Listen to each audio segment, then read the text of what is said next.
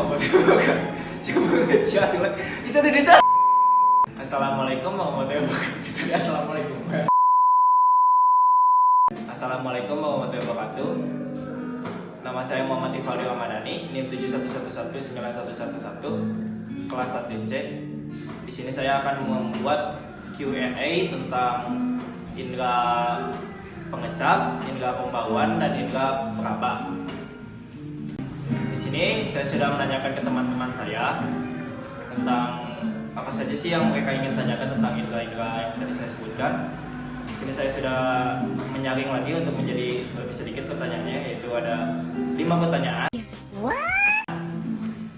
Yang pertama ada dari Reski Kurnia, hanya 3. Kak, di mana sih letak reseptor sistem gustatory atau indera peraba?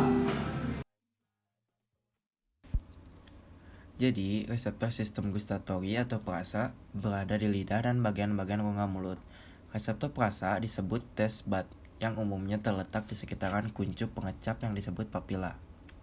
Ada 4 jenis papila yang terdapat di lidah. Yang pertama ada papila foliate yang terdapat pada bagian samping lidah. Yang kedua ada papila fungiform yang terdapat pada bagian depan lidah. Yang ketiga ada papila circumfoliate yang berada di belakang lidah. Yang terakhir ada papila filiformis yang berbentuk seperti rambut dan merupakan yang paling banyak. Papila ini berfungsi untuk merasakan lebih banyak sentuhan daripada pengecapnya. Di dalam papila ini terdapat taste bud yang berfungsi menghubungkan ke otak dan lidah.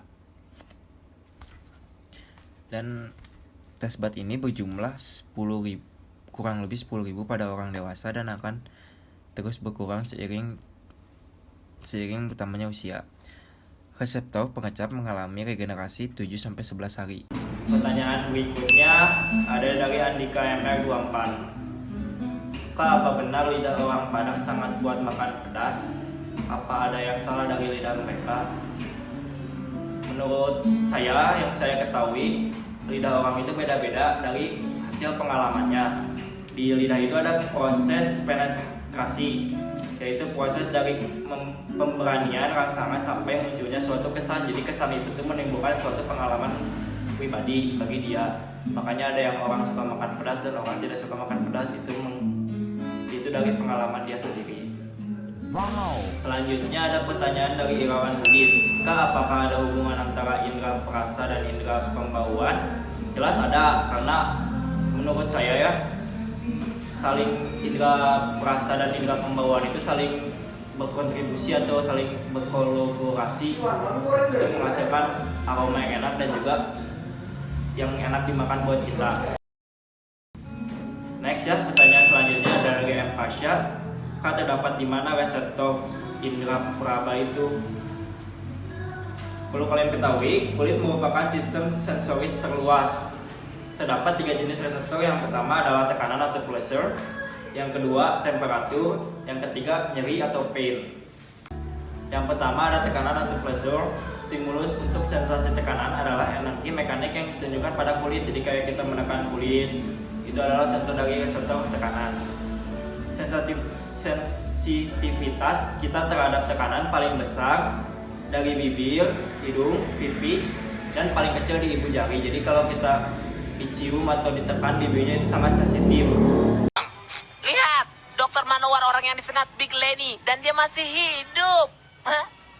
Dan kau akan sakit memegangnya. Oh, Pugong. Haruskah aku mengikuti kalian seharian? Yang kedua ada reseptor temperatur.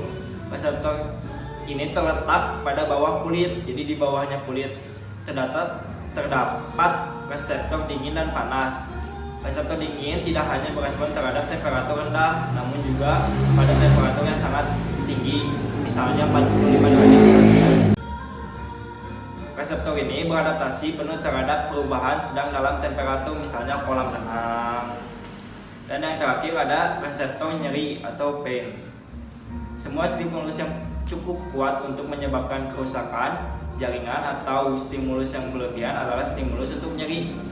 Sensasi nyeri berguna untuk survival, mengingatkan kita akan adanya kerusakan pada badan kita.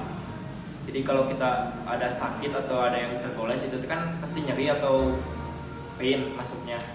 Itu untuk mengingatkan kita atau kayak warning lagi lah. Reseptor nyeri terdapat di seluruh tubuh, di kulit, jaringan otot, organ dalam, dan di membran sekitar tulang. Pertanyaan yang terakhir, karena mungkin waktu juga, jadi kita ambil cuma 5 doang ya. Ada dari Farhan Cuy. Kak, kenapa kalau kita sakit kadang ada yang cepat reda, kadang ada yang lama?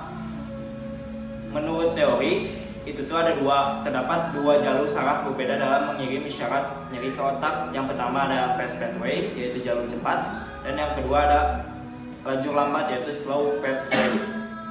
Jadi Jadikan aku yang kedua, buatlah diriku bahagia.